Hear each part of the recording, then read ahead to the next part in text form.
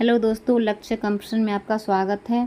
आप देख रहे हैं रेडिया करंट अफेयर्स का बुक 70 बीपीएससी प्रीलिम्स के लिए 16 से 30 जून का ये करंट अफेयर्स है। पार्ट 1 का वीडियो अपलोड हो चुका है, ये वीडियो पार्ट 2 है। यूक्रेन शांति शिखर सम्मेलन। स्विट्जरलैंड में यूक्रेन में शांति पर 2 दिवसीय शिखर सम्मेलन रूस यूक्रेन युद्ध की समाप्ति की आशा के साथ संपन्न हुआ। मुख्य बिंदु।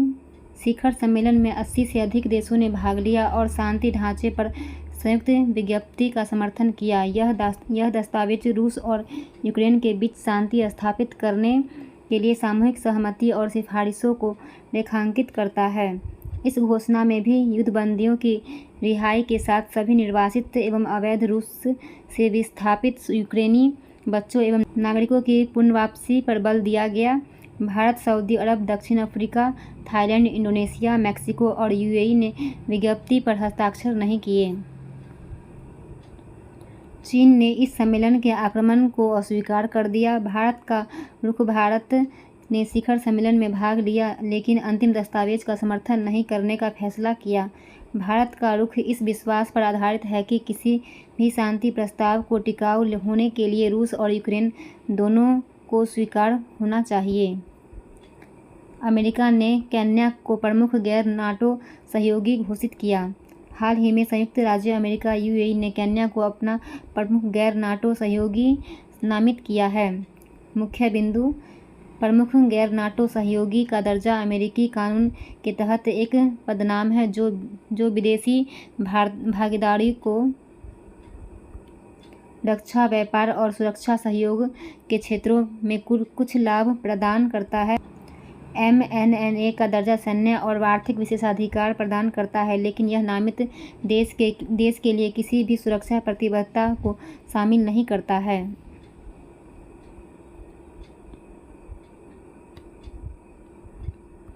नाटो 1949 में उत्तरी अटलांटिक संधि द्वारा गठित एक राजनीतिक और सैन्य गठबंधन है जिसमें 32 सदस्य देश शामिल हैं। केन्या पूर्वी अफ्रीका में स्थित है। इसका भूभाग हिंद महासागर के निचले तटीय मैदान में स्थित है।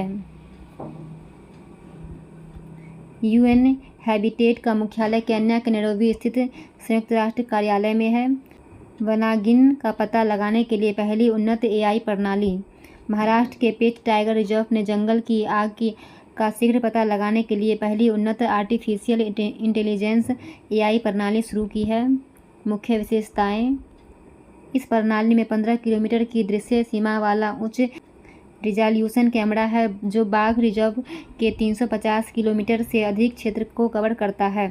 15 वाणिज्यिक उपग्रह सेवाओं को प्रणाली में एकीकृत किया गया है जो 3 मीटर के भीतर जंगल की आग की वास्तविक समय चेतावनी प्रदान करती है। पेंच टाइगर रिजर्व। यह अभयारण्य मध्य प्रदेश के सिवनी और छिंदवाड़ा जिलों में सतपुड़ा पहाड़ियों के दक्षिणी छोर पर स्थित है। इसका नाम पेंच नदी के नाम पर रखा गया है जो रिजर्व से होकर उत्तर से दक्षिण की ओर बहती है। ऐसा माना जाता है कि रिजर्व के आसपास का क्षेत्र रुडयार्ड किपलिंग की प्रसिद्ध कृति द जंगल बुक के लिए वास्तविक प्रेरणा है। बिहार के विशेष राज्य का दर्जा की मांग। बिहार ने केंद्र द्वारा विशेष श्रेणी का दर्जा दिए जाने की राज्य की लंबे समय से चली आ रही मांग को दोहराया है, जिससे राज्य को केंद्र से मिलने वाले कर राजस्व की मात्रा में वृद्धि होगी। बिहार मंत्रिमंडल ने पिछले साल के अंत में राज्य को विशेष श्रेणी का दर्जा की मांग करते हुए एक प्रस्ताव पारित किया था। विशेष श्रेणी का दर्जा 5वें वित्त आयोग की सिफारिशों के आधार पर 1969 में शुरू किया गया था। इसका उद्देश्य उन राज्यों की सहायता करना था जो अपनी भौगोलिक, सामाजिक या आर्थिक स्थिति की दृष्टि से वंचित है, ताकि वे अन्य अधिक विकसित भारतीय राज्यों के बराबर अपनी स्थिति सुधार सकें। पहाड़ी भूभाग और बड़ी जनजातीय आबादी जैसे मानदंड किसी राज्य को विशेष श्रेणी का दर्जा देने का हकदार बना सकते हैं। जिस राज्य को विशेष श्रेणी का दर्जा दिया जाएगा वह केंद्र से अधिक धनराशि प्राप्त करने में सक्षम होगा तथा विभिन्न कर संबंधी रियायतों का भी आनंद ले सकेगा।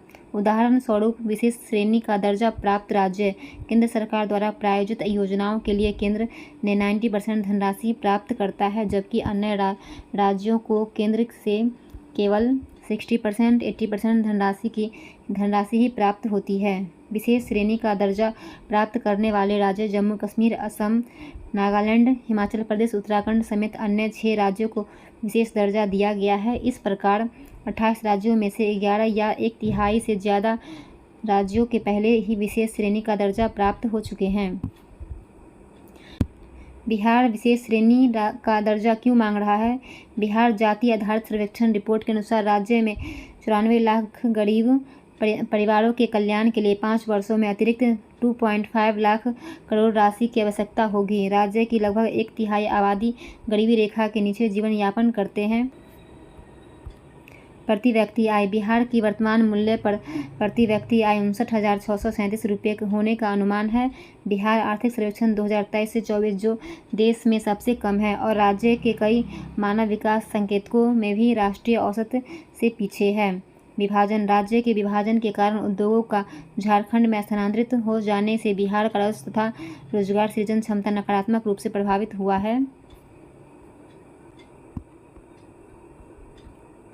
प्राकृतिक आपदाएं। सिंचाई के लिए पर्याप्त जल संसाधनों की कमी तथा प्राकृतिक आपदाओं की बारंबारता ने राज्य की राजकोषीय स्थिति को प्रभावित किया है। बुनियादी ढांचे का अभाव। 2013 में केंद्र द्वारा गठित रघुराम राजन समिति ने बिहार को सबसे कम विकसित श्रेणी में रखा था। चुनौतियाँ। केंद्र सरकार का प्रतिरोध। केंद्र सरकार केंद्र पर बढ़ते वित्तीय बोझ के कारण विशेष दर्जा देने में अनिच्छुक रही है। राज्यों में प्रतिस्पर्धा। केंद्र को यह डर है कि कुछ राज्यों को विशेष श्रेणी का दर्जा देने से अन्य राज्य भी केंद्र से यही मांग करने के लिए प्रोत्साहित होंगे। कर हस्तांतरण में वृद्धि।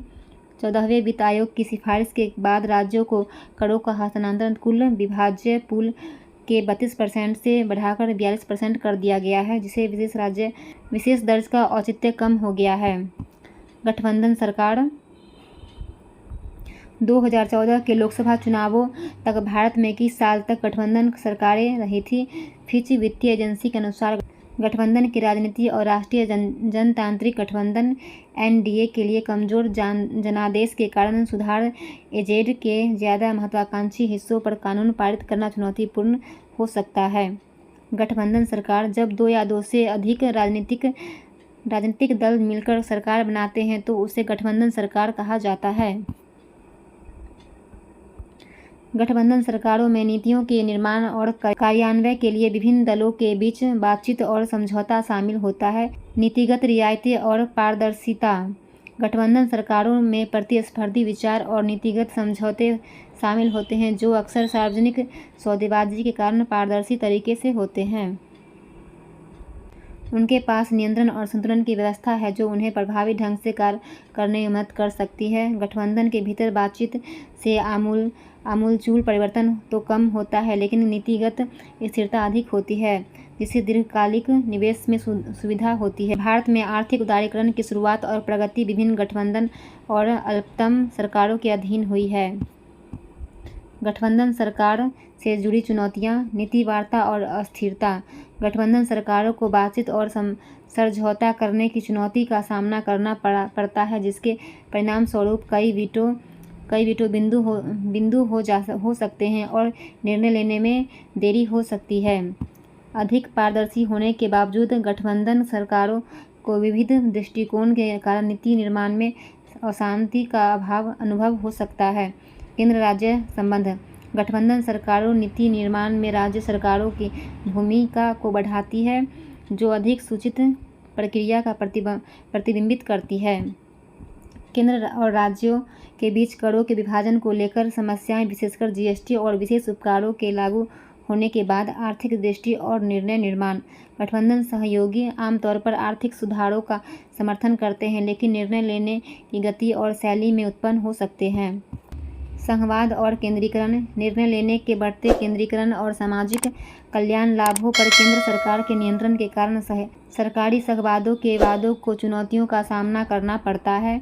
एक दलीय सरकार और गठबंधन सरकार में तुलना। एक दल की सरकारों कई दलों के बीच लंबी बातचीत और आम सहमति बनाने की आवश्यकता के बिना तेजी से निर्णय ले सकती है, जैसे माल सेवा कर, जीएसटी। एक दलीय सरकारों विपक्ष दलों, क्षेत्रीय हितों और नागरिक समाज सहित विभिन्न हितधारकों के साथ व्यापक परामर्श प्रक्रियाओं को दरकिनार कर सकती है, जिससे नीतियों के लिए व्यापक समर्थन की कमी हो सकती है, जैसे 2020 में पेश किए गए कृषि कानून या विमुद्रीकरण। एक दलीय सरकारों सत्ता केंद्रीकरण और संस्थागत तंत्र को कमजोर कर सकते हैं। G7 और भारत। हाल ही में 50वां G7 नेताओं का शिखर सम्मेलन अपुलिया, इटली में संपन्न हुआ, जिसमें भारत ने एक आउटरीच देश के रूप में भाग लिया। यह प्रधानमंत्री के रूप में अपने तीसरे कार्यकाल के दौरान प्रधानमंत्री मंत्री की पहली अंतर्राष्ट्रीय यात्रा है। 50वें G7 शिखर सम्मेलन से संबंधित मुख्य बिंदु। वैश्विक दक्षिण। G7 शिखर सम्मेलन का मुख्य एजेंडा, जो पूर्व और पश्चिम के बीच एक सेतु के रूप में कार्य करता है, वैश्विक दक्षिण पर शिखर सम्मेलन के फोकस के साथ संरेखित करता है। रूस यूक्रेन संघर्ष। मुख्य चर्चा वैश्विक संघर्षों, विशेष रूप से रूस यूक्रेन युद्ध और इजराइल हमास संघर्ष पर केंद्रित थी। रूस के खिलाफ यूक्रेन की सुरक्षा को मजबूत करने के लिए अमेरिका और यूक्रेन ने 10 साल के सुरक्षा समझौता पर हस्ताक्षर किया। यूक्रेन को वित्तीय सहायता। G7 नेताओं ने यूक्रेन के लिए $50 बिलियन के ऋण पैकेज पर सहमति व्यक्त की, जिसमें रूस की जमी हुई केंद्रीय बैंक परिसंपत्तियों पर ब्याज को संपार्श्विक के रूप में उपयोग किया जाएगा। इजराइल गाजा संघर्ष। G7 शिखर सम्मेलन में अमेरिकी राष्ट्रपति के नेतृत्व में इजराइल गाजा संघर्ष को संबोधित किया गया। इसमें तत्काल युद्ध विराम, मानवीय सहायता में वृद्धि तथा इजराइल और गाजा दोनों के लिए सुरक्षा सुनिश्चित हेतु एक व्यापक शांति समझौता शामिल होगा। आर्थिक सर्वेक्षण। G7 व्यापार सुरक्षा गठबंधन निर्माण और चीन के बढ़ते प्रभाव का मुकाबला करके भारत प्रशांत क्षेत्र में आर्थिक और राजनीतिक हितों को सुरक्षित करने के लिए प्रतिबद्ध है। आपुलिया खाद्य प्रणाली। G7 आपुलिया खाद्य प्रणाली पहल AFSI का शुभारंभ किया गया। यह पहल खाद्य सुरक्षा और पोषण में संरचनात्मक बाधाओं को दूर करने के प्रयास को तेज करेगा। वैश्विक अवसंरचना निवेश हेतु साझेदारी PGII 2027 तक PGII के माध्यम से $600 बिलियन अमेरिकी डॉलर तक जुटाना। जलवायु परिवर्तन। G7 को अपनाने 2030 उत्सर्जन कटौती लक्ष्यों को पूरा करने के लिए सहायता की आवश्यकता है, जिसमें 40 से 42% लक्ष्य की तुलना में 19 से 33% कटौती का अनुमान है। कृत्रिम बुद्धिमत्ता। उन्नत AI प्रणालियाँ विकसित करने वाले संगठनों के लिए अंतर्राष्ट्रीय आचार संहिता के कार्यान्वयन का समर्थन करने के लिए एक ब्रांड विकसित करने की घोषणा की गई है। G7 की उत्पत्ति 1973 के तेल संकट के बाद फ्रांस, पश्चिमी जर्मनी, अमेरिका, ग्रेट ब्रिटेन और जापान के वित्तीय मंत्री की एक अनौपचारिक बैठक में हुई। प्रथम शिखर सम्मेलन 1975 में आयोजित किया गया था। सदस्य Italy, France, Germany, United kingdom, Japan, Canada, संयुक्त राज्य अमेरिका। इसका कोई अस्थायी प्रशासनिक ढांचा नहीं है। नालंदा विश्वविद्यालय। हाल ही में प्रधानमंत्री श्री नरेंद्र मोदी ने बिहार के राजगीर के निकट नालंदा विश्वविद्यालय के नए परिसर का उद्घाटन किया है। आधुनिक नालंदा विश्वविद्यालय अवस्थिति। राजगीर में आधुनिक नालंदा विश्वविद्यालय NU नालंदा के प्राचीन खंडहरों के स्थल के करीब स्थित है। कैंपस। नए परिसर में 2 शैक्षणिक भवन हैं, जिसमें 40 कक्षाएं हैं, जिनमें लगभग 1900 छात्र पढ़ते हैं। इसमें 2 सभागार भी है, जिनमें से प्रत्येक में 300 लोग बैठ सकते हैं। एक छात्रावास है, जिसमें 550 छात्र रह सकते हैं। इसमें एक अंतर्राष्ट्रीय केंद्र, 2000 छात्रों के लिए एक एम्फी थिएटर, एक संकाय क्लब, एक खेल परिसर और कई अन्य सुविधाएं हैं। नेट जीरो हरित परिसर। यह परिसर एक नेट जीरो ग्रीन परिसर है। यह सौर ऊर्जा, घरेलू और पेयजल उपचार संयंत्रों, अपशिष्ट जल के पुनः उपयोग के लिए एक जल पुनर्चक्रण संयंत्र, 100 एकड़ जल निकाय और कई अन्य पर्यावरण अनुकूल सुविधाओं के साथ आत्मनिर्भर है। अधिनियम एवं विकास। इसकी स्थापना भारत की संसद के एक अधिनियम द्वारा की गई थी। नालंदा विश्वविद्यालय अधिनियम NU की स्थापना के लिए द्वितीय पूर्वी एशिया शिखर सम्मेलन फिलीपींस 2007 और चतुर्थ पूर्वी एशिया शिखर सम्मेलन थाईलैंड 2009 में लिए गए निर्णयों को लागू करने का आधार प्रदान करता है। नालंदा विश्वविद्यालय अधिनियम 2010 में संसद द्वारा पारित किया गया था। अंतर्राष्ट्रीय सहयोग। भारत के साथ साथ ही विश्व के 17 देश इसमें भाग ले रहे हैं। ऑस्ट्रेलिया, चीन, भूटान, मॉरिशस, म्यांमार, दक्षिण कोरिया आदि। उद्देश्य। विश्वविद्यालय का उद्देश्य बौद्धिक, दार्शनिक, ऐतिहासिक और आध्यात्मिक अध्ययनों के लिए एक अंतर्राष्ट्रीय संस्था के रूप में ऐतिहासिक नालंदा के प्राचीन गौरव को पुनर्जीवित करना है। ऐतिहासिक पृष्ठभूमि। गुप्त वंश के सम्राट कुमारगुप्त चक्रआदित्य ने 5वीं शताब्दी के प्रारंभ में 427 ईस्वी नालंदा विश्वविद्यालय की स्थापना की थी। यह दुनिया का पहला आवासीय विश्वविद्यालय था जो 12वीं शताब्दी की ईस्वी के अंत तक 800 से अधिक वर्षों तक फला फूला। नालंदा ने चीन, Korea, Japan, Tibet, Mongolia, Sri Lanka और दक्षिण पूर्व एशिया जैसे दूर दराज के स्थानों से विद्वान को अपने परिसर में आकर्षित किया था। वहाँ चिकित्सा, प्राचीन भारतीय चिकित्सा पद्धति, आयुर्वेद, धर्म, बौद्ध धर्म, गणित, व्याकरण, खगोल विज्ञान और भारतीय दर्शन जैसे विषय पढ़ाए जाते थे। इसे 1193 में तुर्की शासक कुतुबुद्दीन ऐबक के सेनापति बख्तियार खिलजी ने नष्ट कर दिया। 1812 में स्कॉटिश सर्वेक्षण फ्रांसिस बुकानन हैमिल्टन द्वारा विश्वविद्यालय की पुनः खोज की गई। 1861 के सर अलेक्जेंडर कनिंघम द्वारा इसे प्राचीन विश्वविद्यालय के रूप में पहचाना गया। पटना उच्च न्यायालय ने बिहार के 65% आरक्षण नियम को किया खारिज। हाल ही में पटना उच्च न्यायालय ने सरकारी नौकरियों और शैक्षणिक संस्थानों में आरक्षण को 50% से बढ़ाकर 65% करने संबंधित बिहार सरकार की अधिसूचना को रद्द कर दिया। मुख्य बिंदु एवं उच्च न्यायालय का प्रमुख फैसला। मुख्य न्यायाधीश के विनोद चंद्र और न्यायमूर्ति हरीश कुमार की खंडपीठ ने 20 जून को बिहार पदों और सेवाओं में रिक्तियों का आरक्षण, अनुसूचित जाति, अनुसूचित जनजाति और अन्य पिछड़ा वर्ग के लिए संशोधन अधिनियम 2023 और बिहार शैक्षणिक संस्थाओं में प्रवेश में आरक्षण संशोधन अधिनियम 2023 को संविधान के विरुद्ध और संविधान के अनुच्छेद 14, 15 और 16 के तहत समानता के खंड का उल्लंघन मानते हुए रद्द कर दिया। उच्च न्यायालय ने तर्क दिया कि राज्य द्वारा जिस जाति सर्वेक्षण रिपोर्ट पर भरोसा किया गया था उसे पता चला था कि पिछले समुदायों को आरक्षण और योग्यता के आधार पर सार्वजनिक रोजगार में पर्याप्त प्रतिनिधित्व प्राप्त था। कुल 20,49,370 सरकारी कर्मचारियों ने पिछड़े वर्गों को 14,04,374 लोग नियुक्त हैं। यह कुल कर्मचारियों को 68.52% है। आरक्षण 15% से बढ़ाने के लिए कई मुद्दों को ध्यान में रखने की जरूरत है, लेकिन बिहार सरकार ने कोई गहन अध्ययन या विश्लेषण नहीं कराया। 50% की सीमा से अधिक आरक्षण बढ़ाना संविधान के समानता के सिद्धांतों के विपरीत है। राज्य सरकार का तर्क। जाति सर्वेक्षण में यह बात सामने आई कि SST और ST सहित पिछड़े वर्गों को और अधिक आरक्षण की जरूरत है। इन वर्गों के उत्थान के लिए कदम उठाना सरकार का दायित्व है। पृष्ठभूमि। जून 2022 में जातीय सर्वे कराने की अधिसूचना की घोषणा की गई। 7 से 21 जनवरी 2023 के बीच जाति आधारित सर्वे का पहला चरण संपन्न हुआ।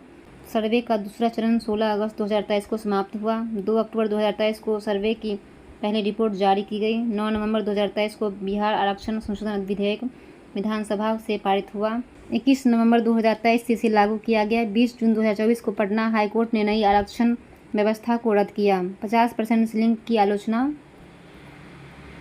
मनमानी सीलिंग। आलोचकों का तर्क है कि 50% आरक्षण की सीमा मनमानी है। विधायिका द्वारा इस सीमा को पार करने के प्रयासों के बावजूद न्यायालयों ने लगातार 50% की सीमा को बनाए रखा।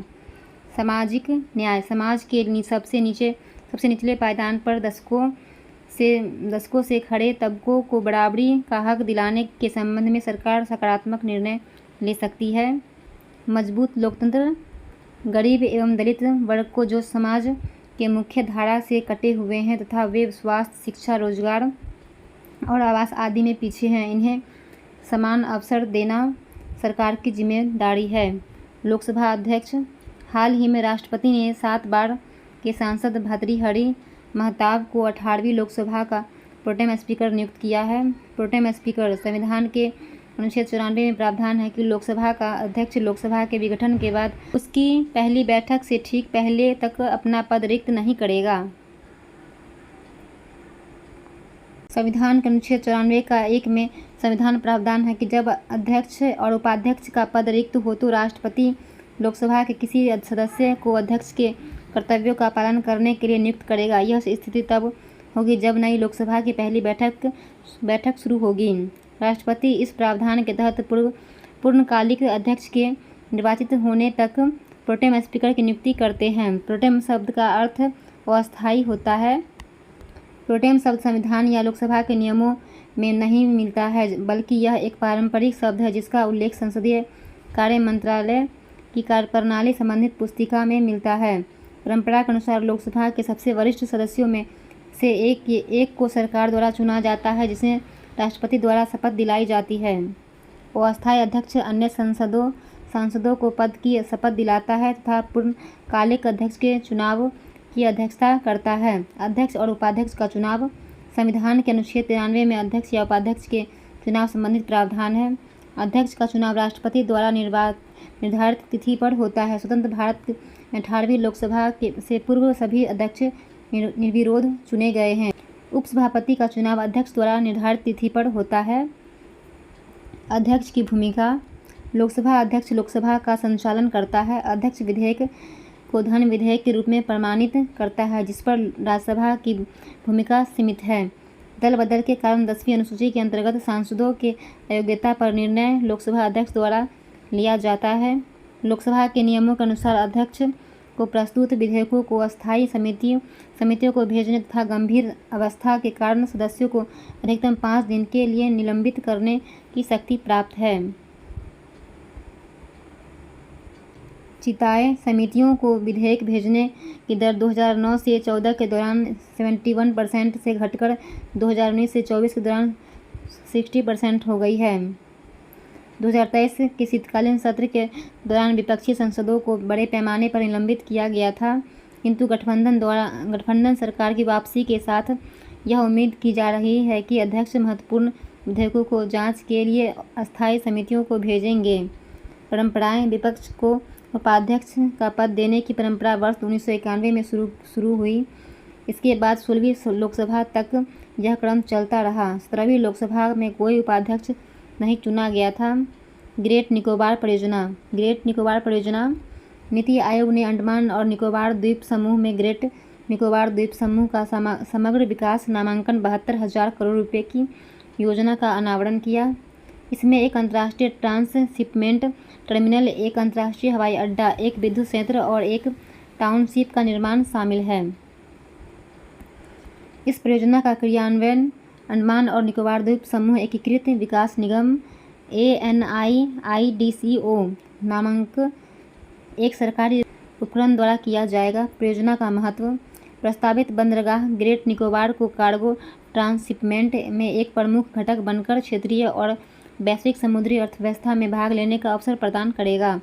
प्रस्तावित हवाई अड्डा समुद्री सेवाओं के विकास में सहायता करेगा तथा ग्रेट निकोबार द्वीप को उत्कृष्ट प्राकृतिक वातावरण का अनुभव करने तथा सतत पर्यटन गतिविधि में भाग लेने के लिए अंतर्राष्ट्रीय और राष्ट्रीय पर्यटकों को आकर्षित करने में सक्षम बनाएगा।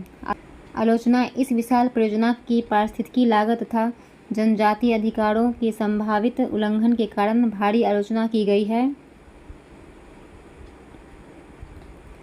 स्वदेशी जनजातियों पर प्रभाव। प्रस्तावित बुनियादी ढांचे के उन्नयन से सोम्पेन जनजाति और उनकी पारंपरिक जीवन शैली पर गंभीर प्रभाव पड़ सकता है। पारिस्थितिकीय प्रभाव। इस परियोजना से लगभग 10 लाख पेड़ों के कटने से द्वीप के पारिस्थितिकी पर विपरीत प्रभाव पड़ेगा। बंदरगाह विकास के कारण प्रभाव। भित्तियों के विनाश से स्थानीय समुद्री पारिस्थितिकी तंत्र पर असर पड़ने का आशंका है। भूकंपीय भेद्यता।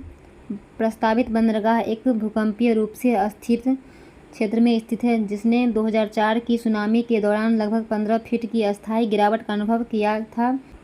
जलीय जीवों के समक्ष संकट। ट्रांसशिपमेंट टर्मिनल गैलेथिया बे में विकसित किए जाने की उम्मीद है, जो विशाल कछुए के लिए दुनिया के सबसे बड़े शिकार स्थलों में से एक है। यह प्रजाति और निकोबार मेगापोड दोनों वन्यजीव संरक्षण अधिनियम 1972 की अनुसूची फर्स्ट में सूचीबद्ध है। ग्रेट निकोबार, यह भारत का सबसे दक्षिणी छोर अंडमान और निकोबार द्वीप समूह का हिस्सा है। पर्यावरण पहाड़ी हरे भरे वर्षा वनों से आच्छादित, लगभग 3500 मिमी वार्षिक वर्षा। जैव विविधता, यहाँ अनेक लुप्त प्राय और स्थानिक प्रजातियाँ पाई जाती हैं, जिनमें विशाल चमड़े वाला कछुआ, Nicobar megapode, great Nicobar crack macaque आदि है। स्वदेशी समुदाय, शोम्पेन जनजाति लगभग 250 जनसंख्या। ये मुख्य रूप से शिकारी संग्राहक है, जिन्हें PVTG के रूप से वर्गीकृत किया गया है। निकोबार समुदाय, 2 समूह ग्रेट निकोबार और लिटिल निकोबारी खेती और मछली पकड़ने का काम करते हैं।